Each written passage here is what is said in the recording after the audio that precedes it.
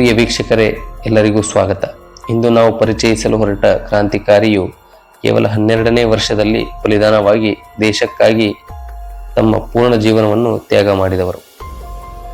ಎಲೆಮರೆಯ ಕಾಯಿಯಂತೆ ಇರುವ ಇವರ ಇತಿಹಾಸವನ್ನು ಪರಿಚಯಿಸಲು ನಮಗೆ ಹೆಮ್ಮೆ ಎನಿಸುತ್ತದೆ. ಬಾಜಿ ರೌತ್ ಅವರು 1926 ಅಕ್ಟೋಬರ್ 5ರಂದು ಒಡಿಶಾ ರಾಜ್ಯದ ಧೆಂಕಾನಾಲ್ ಜಿಲ್ಲೆಯಲ್ಲಿ ನೀಲಕಂಠಪುರ ಗ್ರಾಮದಲ್ಲಿ ಜನಿಸಿದರು. ತಂದೆ ಹರಿ ರೌತ್, ತಾಯಿ ರಾಣಿ ದೇವಿಯವರ 3ನೇ ಕಿರಿಪುತ್ರನಾಗಿ ಜನಿಸಿದ ಬಾಜಿ ರೌತ್ ರವರು ಬಡ ಕುಟುಂಬದಲ್ಲಿ ಬೆಳೆದವರು. ಬಾಲ್ಯದಲ್ಲಿ ತಂದೆಯನ್ನು ಕಳೆದುಕೊಂಡರು. 3 ಜನ ಮಕ್ಕಳನ್ನು ಸಾಕುವ ಜವಾಬ್ದಾರಿ ತಾಯಿಯ ಮೇಲೆ ಇತ್ತು. ಆದ ಕಾರಣ ಭತ್ತ ಸುಲಿದು ಜೀವನವನ್ನು ಸಾಗಿಸುತ್ತಿದ್ದರು. 1930ರಲ್ಲಿ ಉತ್ತರಾರ್ಧ ಒಡಿಶಾದಲ್ಲಿ ಪ್ರಜಾಮಂಡಲ ಚಳವಳಿಯು ತೀವ್ರವಾಗಿತ್ತು. ಅಂದಿನ ಕಾಂಗ್ರೆಸ್ ಅವರೂ ಸಹ ಪೂರ್ಣ ಬೆಂಬಲವನ್ನು ನೀಡಿದ್ದರು. 1937ರಲ್ಲಿ ರಾಜ ಶಂಕರ್ ಪ್ರತಾಪ್ ಸಿಂಗ್ ದೇವನು ಅಮಾನವೀಯ ದಬ್ಬಾಳಿಕೆಯನ್ನು ಮಾಡತೊಡಗಿದನು.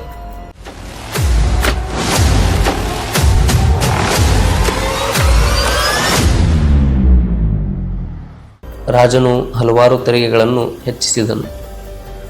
ಜನರು ಅದರ ವಿರುದ್ಧ ಪ್ರತಿಭಟಿಸಲು ಶುರು ಮಾಡಿದರು.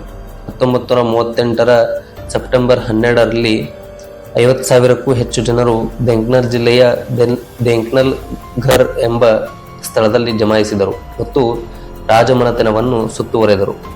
ಹೋರಾಟಕ್ಕೆ ಪ್ರಜಾಮಂಡಲ ಸಮಿತಿಯು ಪೂರ್ವಭಾವಿ ಸಿದ್ಧತೆಯಂತೆ ಜನರಿಗೆ ಶಿಸ್ತುಬದ್ಧವಾದ ಸಂಘಟಿಸಲು ಸೂಚನೆ ನೀಡಿದ್ದರು ಮತ್ತು ಸಾಧ್ಯವಾದರೆ ಮನೆಗೆ ಹಿಂತಿರುಗಲು ಸಹ ಹೇಳಿದ್ದರು. ರಾಜನಿಗೆ ಈ ವಿರೋಧದ ತೀವ್ರತೆಯನ್ನು ಅರಿವಿಗೆ ಬಂದ ಕಾರಣ ನೆರೆಹೊರೆ ರಾಜ್ಯಗಳ ಸಹಾಯವನ್ನು ಕೇಳಿ 200 ಸಶಸ್ತ್ರ ಪಡೆಗಳನ್ನು ಸಂಗ್ರಹಿಸಿದ್ದನು. ಅಲ್ಲದೆ ಸೆಪ್ಟೆಂಬರ್ 20, 1938ರಂದು ಚಳುವಳಿಯನ್ನು ಹತ್ತಿಕ್ಕಲು 200 ಯುರೋಪಿಯನ್ ಪಡೆಗಳ ತುಕಡಿಗಳನ್ನು ಸಹ ಧೆಂಕಾನಾಲ್ ಗ್ರಾಮಕ್ಕೆ ಕರೆಸಿದ್ದನು. ಪ್ರಜಾಮಂಡಲ ಸಮಿತಿಯು ತುರ್ತು ನಿರ್ಧಾರ ಮತ್ತು ಆದೇಶವನ್ನು ತಿಳಿಸಲು ಬನಾರ್ ಸೇನೆ ರಚಿಸಿದರು. ಅದರಲ್ಲಿ ಬಾಜಿಯವರ 2 ಸಹೋದರರು ಸಹ ಇದ್ದರು. ಬ್ರಿಟಿಷ್ ಪೊಲೀಸರ ತುಕಡಿಗಳು ಚಳವಳಿಯ ತೀವ್ರತೆಯನ್ನು ಹತ್ತಿಕ್ಕಲು ವಿವಿಧ ಗ್ರಾಮಗಳಲ್ಲಿ ಭಯೋತ್ಪಾದನೆ ಕೃತ್ಯಗಳನ್ನು ಮತ್ತು ಗ್ರಾಮಸ್ಥರನ್ನು ಕ್ರೂರವಾಗಿ ಹೊಡೆದು ಕೊಲ್ಲಲು ಶುರು ಮಾಡಿದರು. ಅತ್ಯಾಚಾರ ಎಸಗಿದರು. ಆಸ್ತಿಗಳನ್ನು ಮುಟ್ಟುಗೋಲು ಹಾಕಿಕೊಂಡರು.